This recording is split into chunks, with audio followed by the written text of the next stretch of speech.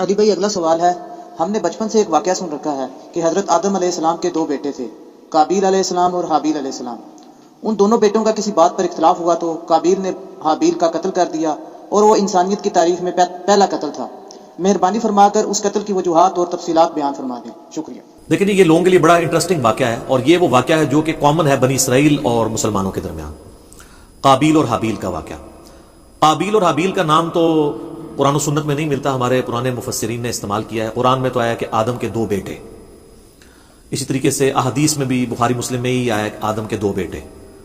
البتہ اگر آپ موجودہ جو دور میں کتاب مقدس اٹھائیں جس کے اندر تورات بھی ہے، انجیل بھی ہے، نیو ٹیسٹمنٹ بھی، اولڈ ٹیسٹمنٹ بھی، اور کئی انبیاء کے صاحب بھی ظاہر ٹیمپرڈ فارم کے اندر، تو اس میں جو پہلا چیپٹر ہے نا آپ کو اولڈ ٹیسٹمنٹ میں، جس کو یہود و نصارہ دونوں مانتے ہیں، پیدائش کا چیپٹر، تو اس میں آپ کو شروع میں یہ قابیل اور حابیل کا واقعہ مل جائے گا کہ حضرت آدم علیہ السلام کے دو بیٹے تھے اور اس طریقے سے ایک بیٹے نے دوسرے کا قتل کر دیا۔ باقی جو اس کی ریزن بیان کی جاتی ہے وہ قتل کیوں ہوا، وہ ریزن تورات میں بھی اس طریقے سے نہیں ملتی جو پبلک کے اندر مشہور ہے۔ جو پبلک میں مشہور ہے اسرائیلی روایتوں کی وجہ سے وہ میں آپ کو بتا دیتا ہوں، نہ وہ مسلمانوں کے ہاں کو روایت ملتی ہے نہ تورات کے اندر ہے، ہو سکتا ہے اسرائیلی روایتیں ہوں۔ تورات میں بھی اس طریقے سے واقعہ نہیں آیا، جنرل واقعہ آیا جو قرآن میں آیا اسی طریقے سے جنرل واقعہ۔ تورات میں ذرا زیادہ ڈیٹیل آئی ہے۔ مشہور یہی کیا ہوا انہوں نے کہ جی وہ حضرت آدم علیہ السلام کا ایک گھر، ان کے گھر جوڑا صبح کے وقت پیدا ہوتا تھا، لڑکی اور لڑکا، اور ایک شام کے وقت۔ تو جو صبح والا لڑکا ہوتا تھا اس کا نکاح شام والی لڑکی کے ساتھ کروایا جاتا تھا، اور شام والا جو لڑکا ہے اس کا نکاح صبح والی لڑکی کے ساتھ کروایا جاتا تھا، شروع میں جب انسانی نسل کو اللہ نے چلانا تھا۔ بعد میں تو محرم رشتے آ گئے۔ تو وہ کہتے ہیں کہ جی قابیل کے ساتھ جو لڑکی پیدا ہوئی تھی وہ خوبصورت تھی، اور جو حابیل کے ساتھ پیدا ہوئی تھی وہ اتنی خوبصورت نہیں تھی۔ تو جب رشتے کی باری آئی تو قابیل نے کہا نہیں میں تو اس کے ساتھ ہی نکاح کروں گا، اور اللہ کے حکم کو توڑنے کی کوشش، یعنی اسرائیلی روایت میں آپ کو بیان کر رہا ہوں۔ اس کے اوپر پھر ان کے درمیان ٹھن گئی، اور اس کے بعد جو کچھ ہے نا وہ قرآن میں بھی ہے، تورات کے اندر بھی ہے، کہ دونوں نے اللہ کے حضور اپنی نظر پیش کی۔ یہ آپ کو پورا واقعہ جو ہے نا سورۃ المائدہ کے اندر آیت نمبر 27 سے لے کر 32 تک مل جائے گا، وہ آپ پڑھ لیجیے گا، سورۃ المائدہ آیت نمبر 27 سے لے کر 32 تک۔ تو تورات میں یہ ملتا ہے کہ جو قابیل تھے وہ کھیتی باڑی کرتے تھے زمین میں، اور حابیل جو ہے وہ بھیڑ بکریاں چرایا کرتے تھے۔ تو دونوں نے کہا ٹھیک ہے ہم اللہ کے حضور قربانی پیش کریں گے، جس کی قربانی قبول ہو گئی نا اس کا موقف صحیح ہوگا۔ تو جو کسان تھا ظاہر ہے اس نے اپنی کھیتی پیش کرنی تھی، اس نے وہ اللہ کے سامنے پیش کی، اور حابیل جو تھا اس نے جو بھیڑ بکریاں یا کوئی مینڈا جو پالا تھا وہ دے دیا۔ وہ کہتے ہیں وہی مینڈا تھا جو اللہ نے اٹھا کے رکھ لیا، اور بعد میں حضرت ابراہیم علیہ السلام کے لیے وہ جو حضرت اسحاق کے لیے نازل ہوا بقول ان کے، اور ہمارے نزدیک حضرت اسماعیل کے لیے وہی مینڈا اتارا گیا تھا۔ تو سورہ ال عمران میں بھی آتا ہے کہ اگلے زمانوں میں بنی اسرائیل میں یہی ہوتا تھا کہ اللہ تعالیٰ قربانی اس طرح قبول کرتا تھا کہ آسمان سے ایک بجلی گرتی تھی، آگ کھا جاتی تھی۔ جس کو آگ کھا جائے یہ قبولیت کی دلیل، یہ سورہ ال عمران میں ملتا ہے۔ ایون مال غنیمت وہ جنگوں میں جو لوٹتے تھے نا وہ لا کے رکھتے تھے، آگ آگے ختم کر دیتی تھی۔ اس لیے بخاری مسلم میں ہے نا کہ اللہ نے میرے لیے جو ہے وہ مال غنیمت حلال کر دیا جو اگلوں کے لیے نہیں تھا۔ اس امت میں آپ خود بھی یوز کر سکتے ہیں وہ مال غنیمت۔ تو وہ آسمان سے آگ آئی تو اس مینڈے کو اٹھا کے لے گئی، اور کھیتی کو کچھ نہیں کیا۔ تو یہ اس بات کا ثبوت تھا کہ قابیل کی قربانی قبول نہیں ہوئی کھیتی والے کی، اور حابیل کی قبول ہو گئی ہے۔ تو اب تو اتنی بڑی دلیل دیکھنے کے بعد، لیکن آپ کو پتا ہے دل بےمان تے حجتاں ٹھیر، جب دل میں بےمانی ہو تو پھر کئی ایک حجت ہے۔ تو قرآن یہ بتاتا ہے کہ اے نبی علیہ السلام ان الفاظ کے ساتھ، ان کے سامنے میں چلیں وہ موٹے موٹے آپ کو عربی کے بغیر ہی نا ڈائریکٹ ترجمہ کر دیتا ہوں تاکہ ہمارا ٹائم بچ جائے، کہ جو اللہ تعالیٰ نے الفاظ استعمال کیے ہیں اس واقعے کے اعتبار سے۔ ہاں جی، اعوذ باللہ من الشیطان الرجیم، بسم اللہ الرحمن الرحیم۔ وَاتْلُ عَلَيْهِمْ نَبَأَ ابْنَيْ آدَمَ بِالْحَقِّ، اے نبی علیہ السلام ان سے بیان کرو آدم کے دو بیٹوں کا واقعہ حق کے ساتھ۔ آگے میں اس کا صرف ترجمہ پیش کرتا ہوں۔ جب دونوں نے قربانی پیش کی اللہ کے حضور، اللہ نے ایک کی قبول کر دی دوسرے کو کی قبول نہیں کی، تو وہ غصے میں آ کے اس نے کہا میں تمہیں قتل کروں گا۔ تو اس نے کہا کہ اللہ تعالیٰ صرف پرہیزگاروں سے ہی قربانی قبول کرتا ہے، اور اگر تو نے مجھے قتل کرنے کے لیے ہاتھ بڑھایا تو میں اپنا ہاتھ تجھے قتل کرنے کے لیے نہیں بڑھاؤں گا، کیونکہ میں اللہ سے ڈرتا ہوں جو تمام جہانوں کا پالنے والا ہے۔ میں چاہتا ہوں کہ تو اپنے گناہ کا بوجھ بھی اٹھا، اور میرا بوجھ یعنی مجھے قتل کرنے کا بوجھ بھی تیرے اوپر پڑ جائے، اور تو دوستیوں میں سے ہو جائے، اور یہی ظالموں کی سزا ہے۔ یعنی تو ایسا ظالم ہے کہ تو نے اللہ کی بات نہیں مانی، تو میں تو چاہتا ہوں کہ تیرے ساتھ یہی ہو۔ تو اللہ فرماتا ہے کہ اس کے نفس نے اسے ابھارا کہ اپنے بھائی کو قتل کر دے، پھر اس کے بعد وہ پھر خسارہ پانے والوں میں سے ہو گیا۔ پھر اس کو یہ پتہ نہیں چل رہا تھا کہ میں لاش کیسے سنبھالوں، کیونکہ اس کے پیچھے یہ انسانیت کا پہلا قتل تھا۔ بخاری مسلم میں حدیث ہے جب بھی کسی کو ظلمن قتل کیا جاتا ہے نا تو آدم کے اس بیٹے پہ بھی اس کا وبال پڑتا ہے، کیونکہ اس نے وہ بات شروع کی تھی۔ جو بدعت شروع کرے گا اس کے اوپر وبال ہوگا، اور اس کے اپنے وبال میں بھی کمی نہیں آئے گی جس نے یہ کام کیا۔ تو اللہ تعالیٰ نے کوے کو بھیجا، اس نے زمین کو ریدی تو اسے پتا چل گیا، اور وہ یعنی اسرائیلی روایتوں میں ملتا ہے کہ کوئی کوا تھا وہ مرا پڑا تھا، تو دوسرے کوے نے اس کے لیے زمین کھودی اور اس کو اس میں پھینک دیا، تو اس سے ان کو آئیڈیا آیا کہ میں اپنے بھائی کی لاش کو دفنا دوں۔ اس سے پہلے تو پریسیڈنٹ کوئی نہیں تھا۔ تو جو لوگ احادیث میں آئے ہوئے واقعات کا مذاق اڑاتے ہیں تو ہم ان سے کہتے ہیں قرآن میں تو آج تک ہم نے فزیکلی ایکسپیرینس میں تو کبھی کوے کو دوسرے کوے کو دفناتے ہوئے نہیں دیکھا۔ یہی واقعہ اگر بخاری مسلم میں ہوتا ہے انہوں نے مذاق اڑانا تھا، تو کہیں گے نہیں یہ اسپیشل کیس تھا، اللہ نے سکھانے کے لیے کیا، تو اللہ کر سکتا ہے، معجزہ ہے۔ تو پھر اس طرح کے جو واقعات بخاری مسلم میں آتے ہیں وہ بھی معجزات کے طور پہ ہوتے ہیں، ان کا مذاق نہیں اڑانا چاہیے۔ تو پھر اس نے کہا ہے افسوس میں اپنے بھائی جیسا نہیں ہوں، میں اس کوے جیسا نہیں ہو سکا کہ اپنے بھائی کو دفنا سکتا۔ پھر وہ نادم ہو گیا، اور پھر اللہ فرماتا ہے من اجل ذالک، اسی ایک واقعے کی وجہ سے کتبنا علی بنی اسرائیل، ہم نے یہ بات طے کر دی تھی بنی اسرائیل کے لیے، انہ من قتل نفسا بغیر نفس او فساد فی الارض فکأنما قتل الناس جميعا، اگر کسی جان نے دوسری جان کو قتل کیا بغیر اس کے کہ وہ جان کے بدلے جان ہو، وہ بھی جوڈیشری کے تھرو ہوگا، قتل کے بدلے قتل خود نہیں کرنا ہوگا، یا فساد فی الارض کی وجہ سے، تو گویا ایسا ہے جیسے اس نے پوری انسانیت کا قتل کر دیا۔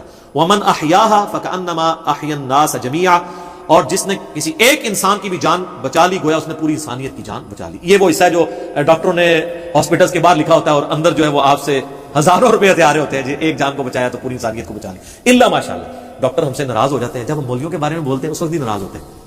تو جب ہم تغلیب کے قاعدے میں بات کر رہے ہوتے ہیں کہ اکثر ڈاکٹرز ایسے ہی ہیں، پرہیزگار لوگ بھی موجود ہیں، تو وہ تغلیب کے قاعدے کو لیا کریں۔ جب ہم علماء پہ بات کرتے ہیں تو وہ بھی کیٹاگوریکلی جب کرتے ہیں اس پہ آپ خوش ہوتے ہیں، تو وہ بھی ہم سارے علماء کو نہیں کہہ رہے ہوتے، اکثریت کی بات کر رہے ہوتے ہیں۔ تو یہ وہ اللہ تعالیٰ نے فرمایا کہ یہ آدم کے بچے کا جو قتل تھا، اس کے بعد ہم نے یہ طے کر دیا کہ ایک انسان کا قتل بھی پوری انسانیت کا قتل ہے، ایک انسان کو بچانا پوری انسانیت کو بچانا ہے۔ تو یہ وہ واقعہ تھا قابیل اور حابیل کا، اور اکثر لوگوں کو یہ یاد نہیں رہتا ہے یہ قاتل کون تھا، قابیل تھا یا حابیل تھا۔ بھئی قاتل قاف الف ہے تو قابیل میں بھی یہی ہے، اور حابیل ہلاک ہا سے شروع ہوتا ہے، حابیل ہلاک ہوا ہے اور قابیل قاتل ہے۔ تو یہ یاد رکھنا آپ کو آسان ہے کہ قابیل قاتل اور حابیل ہلاک ہوا اس کے ہاتھوں، آسان طریقے نا۔ یہ ایک مدنی ٹوٹکا آپ کو بتاتے ہیں، یاد کرنا۔ باقی وہ جو ڈیٹیلز ملتی ہے نا کہ وہ چکر تھا، تورات میں بھی ایون نہیں ملتا کہ وہ کوئی لڑکی والا چکر تھا۔ ہو سکتا ہے بعد میں کسی نے اس کو، جس آپ دیکھیں ارطغرل ڈرامہ ہے، اب وہ ارطغرل تو ایک ہیرو ہے لیکن اس کے اندر اتنی لو سٹوریز انہوں نے ڈال کے نا اسے ایک رومانس پیدا کرنے کی کوشش کی تاکہ نوجوان نسل دیکھے۔ تو یہ میرے خیال کسی نے قابیل حابیل میں بھی نا رومانس پیدا کرنے کی کوشش کی ہے۔ اس کے پیچھے ہمارے پاس دلیل کوئی نہیں ہے کہ واقعی اس وجہ سے ہوا ہے یا کوئی اور ریزن تھی، کسی اور وجہ سے تھا، یا ان کی ویسے آپس میں ٹھان گئی کہ ہم قربانی پیش کرتے ہیں، دیکھتے ہیں اللہ کے حضور کون پرہیزگار ہے۔ کیونکہ اگر یہ واقعہ اس طریقے سے ہوتا تو یہ تو بہت بڑا واقعہ تھا، قرآن میں اس طریقے سے اس کو رپورٹ ہونا چاہیے تھا، اور قرآن میں اگر نہیں ہوا تو تورات میں بھی نہیں۔ میں نے اسپیشلی یعنی تورات اس حوالے سے کئی دفعہ دیکھی ہے، تو اچھا اس میں آپ کو لفظ قابیل نہیں ملے گا، قائن ملے گا، اور حابیل حابیل ہی ملے گا۔ تو بعض اوقات جیسے اب مکہ کی پروننسیشن بکہ بھی ہے، تو ایک لفظ کی دو تین پروننسیشن بھی ہوتی ہیں، ہو سکتا ہے وہ والی پروننسیشن بھی ملتی ہو، لیکن تورات کے اندر شروع میں چیپٹر ہے پیدائش، اس کے بھی تورات کھولتے ہی تیسرے چوتھے صفحے پہ آپ کو ایک واقعہ ملے گا، اس میں بھی صرف قربانی کا ذکر ہے کہ دونوں نے کہا ہم قربانی کرتے ہیں تو دیکھتے ہیں کسی قبول ہو، کوئی لڑکی لڑکے والا چکر ہی کوئی نہیں اس کے اندر موجود۔ تو یہ کسی نے بنی اسرائیل میں عادت تھی نا یہ رنگ بھرنے والی، تو انہوں نے رنگ بھر دیا ہوگا اور وہ اسی طریقے سے پبلک میں یہ نہیں جاری ہے۔ پھر لیکن لوگ پوچھتے ہیں کہ اگر ایسا نہیں ہوا تو پھر یہ نسل انسانی شروع میں چلی کیسے ہے؟ نسل انسانی یقیناً شروع میں تو یہ جو آج ہم کہتے ہیں کہ بہن جو ہے وہ محرم ہے، تو یہ کس وجہ سے کہتے ہیں؟ اللہ نے اسے حکم کے طور پہ نازل کیا۔ اگر یہ حکم نہ ہو تو یہ محرم والا معاملہ نہ ہوتا۔ تو شروع میں یقیناً کسی چیز کو چلانے کے لیے اس وقت شریعت کے احکام ڈیفرنٹ تھے، وقت کے ساتھ ساتھ شریعت احکام بدلے ہیں۔ نبی اسلام کی مبارک شریعت میں کئی چیزیں جو حلال ہیں پہلے حرام تھی۔ بخاری مسلم میں آتا ہے کہ جی نبی اسلام فرمایا اللہ نے میرے لیے پوری زمین سجدہ گاہ کی ہے، پہلے نہیں ہوتی تھی سجدہ گاہ، لوگ سفر پہ بھی جاتے تھے ساری نمازیں اکٹھی کر کے رکھتے تھے، پھر گھر آ کے یا کوئی مسجد ملتی تھی وہاں جا کے پڑھتے تھے۔ جی کتنا مشکل کام تھا، مال غنیمت حلال کر دیا گیا نبی اسلام کے لیے، اگلے لوگوں کے لیے حلال نہیں تھا۔ تو شریعت میں احکامات اس زمانے میں یہ چیز ہوگی کہ جو حضرت آدم علیہ السلام کی جو اولاد پیدا ہوئی ہے، اور باقی یہ کہنا کہ صبح پیدا ہوتی تھی شام تک جوان ہو جاتی تھی، اس کی کوئی دلیل نہیں ملتی۔ اپنے ٹائم بھی جوان ہوتی ہوگی، حضرت آدم علیہ السلام کی بھی اتنی عمر تھی، تو وہ آپ تھوڑا ان کو جوان ہونے تھے 15-20، یہ کون سا پاکستانی انڈیا والا جوان ہونا ہے کہ 35 سال میں شادی ہو رہی ہے، 12-15 سال میں شادی ہو جاتی تھی۔ تو 12-15 سال کے اندر وہ اس طریقے سے شروع میں اللہ تعالیٰ نے اس سلسلے کو اس طریقے سے چلایا ہوگا۔ خود یعنی قرآن پاک میں اللہ تعالیٰ آتا ہے کہ ہم نے سورہ نساء کے اندر کہ ہم نے ایک جان سے سب کو پیدا کیا، اس سے اس کا جوڑا بنایا، اور بخاری مسلم میں آتا ہے کہ اما حوا جو ہے وہ سیدنا آدم علیہ السلام کی پسلی سے پیدا ہوئی، قرآن میں بھی اشارتاً موجود ہے۔ اور یہ سیم چیز جو ہے تورات میں بھی آپ کو پیدائش چیپٹر میں ملے گی کہ حضرت آدم سے حوا نکلی ہیں، تو یہ بھی تو ہوا ہے نا، ان میں سے نکلی ہیں تو وہ بیوی بھی بن گئی۔ تو ایک سپیشل کیس تھا. یہ اکثر لوگ پوچھتے ہیں شروع جو کام کس طرح چلا سی, وہ پائی کیویں بھی چلیا سی, تسی دیکھو ہن کام کیوں چلانا ہے, اسے چل گیا. تو ظاہر شروع میں اسی طریقے سے عورتوں کو آپشن نظر نہیں آتا کہ چلا ہوگا, تو باقی وہ یہ کہ صبح ہوتی تھی شام کو تک جوان ہو جاتی تھی, پھر کراس کروایا جاتا تھا. اس کی کوئی دلیل نہیں ملتی. ہاں اسرائیلی روایتیں یہ کہتی ہیں, اور ایون ابن کثیر نے بھی, ابن جریر طبری نے بھی, ہمارے اہل سنت کے جو بڑے ائمہ ہیں انہوں نے بھی یہ نقل کیا کہ, لیکن ساتھ انہوں نے بھی کہا کہ یہ ہماری اسیسمنٹ ہے, ہم اس کو وثوق سے نہیں کہہ سکتے کیونکہ نبی علیہ السلام نے اس کی ڈیٹیلز بیان نہیں کی ہیں, یہ کیسے ہوا ہوگا. بہر الٹیمیٹلی یہ ایک بندے نے دوسرے کا قتل کر دیا, اس کے اگینسٹ اللہ نے یہ قانون نازل کر دیا کہ ایک انسان کا قتل پوری انسانیت کا قتل ہے, ایک مسلمان نہیں, انسان. اور ایک انسان کی جان بچانا پوری انسانیت کی جان بچانا ہے. اصل میں یہ ہے میسج آدم کے 2 بچوں کے قتل میں, جو میسج ہے وہ یہ ہے کہ قتل ناحق اللہ کو ناپسند ہے. بخاری اور مسلم دونوں میں حدیث ہے, قیامت والے دن سب سے پہلے قتل کے مقدمے کا فیصلہ ہوگا. ابو داؤد ترمذی میں حدیث ہے, نبی اسلام نے فرمایا قیامت والے دن مقتول اپنے قاتل کو پیشانی کے بالوں سے گھسیٹتا ہوا اس حال میں کہ اس کی رگوں سے خون بہ رہا ہوگا, اللہ کے عرش کے پاس پہنچ جائے گا اور کہے گا اللہ مجھے انصاف دلا, اس نے مجھے دنیا میں قتل کیوں کیا تھا. اور سنن نسائی میں آگے اس صحابی کے الفاظ ہیں, اے حکمرانوں قتل پہ معاونت نہ کرو کسی کی, قتل ناحق اتنی بڑی چیز ہے. اور قتل حق بھی جوڈیشری نے کرنا ہے, یہ نہیں ہے کہ میرے باپ کا قاتل میرے سامنے آیا تو میں گولی مار دوں, نہیں, جوڈیشری میں پروف ہوگا, تو نہیں ہوگا تو آخرت میں بدلہ ملے گا. آخرت کا تو بدلہ بہت بڑا ہے, وہ تو آپ سوچ بھی نہیں سکتے. سورہ نساء میں اگر کسی مومن کو کسی نے جان بوجھ کے قتل کیا تو اس کی سزا ہمیشہ کی جہنم ہے جناب, ہمیشہ کی جہنم. ابو داؤد میں حدیث ہے کہ اللہ تعالیٰ یا تو شرک معاف نہیں کرے گا یا کسی مومن کا قتل ناحق معاف نہیں کرے گا. صحیح بخاری میں حدیث ہے کہ جنت کی خوشبو 40 سال سے سونگی جا سکتی ہے, لیکن جس نے کسی ذمہ کافر کو بھی قتل کیا, جو مسلمان حکومت میں ٹیکس دے کر رہ رہا تھا, ہے کافر تھا, اس کو ناحق قتل کر دیا, تو وہ مسلمان بھی جنت کی خوشبو نہیں پائے گا, حالانکہ 40 سال سے آ رہی ہوگی. جی اسی لیے قتل کے مقدمے کی پیروی کا بھی کہا گیا ہے. سورہ البقرہ میں وَلَكُمْ فِي الْقِصَاصِ حَيَاتٌ يَا أُولِي الْأَلْبَابِ, اے عقل مندو انسانیت کی زندگی چھپی ہے قصاص لینے میں. باقی جگہ کہا گیا معاف کر دو, قتل کے لیے کہا گیا معاف نہیں کرنا, دیت نہیں لینی, بلڈ منی نہیں لینی. آپشن ضرور ہے لیکن پریفریبل یہ ہے کہ قتل کے بدلے قتل ہو, کیونکہ انسانیت 2 چیزوں پہ کھڑی ہے, احترام جان اور احترام مال. اگر یہ نہیں ہوں گے فرق, جو مولا علی کا قول ہے کہ کوئی بھی معاشرہ بغیر دین کے تو قائم رہ سکتا ہے, بغیر انصاف کے نہیں رہ سکتا. اور انصاف کس لیے آپ کر رہے ہوتے ہیں؟ احترام جان اور احترام مال کے لیے. اور اسے کون سی چیز انشور کرتی ہے؟ جوڈیشری. جامعہ ترمذی میں موقوفاً روایت موجود ہے کہ اے کعبہ تیری خوشبو بڑی اچھی ہے, لیکن اللہ کے حضور ایک مؤمن کی حرمت کعبے سے بھی بڑھ کے.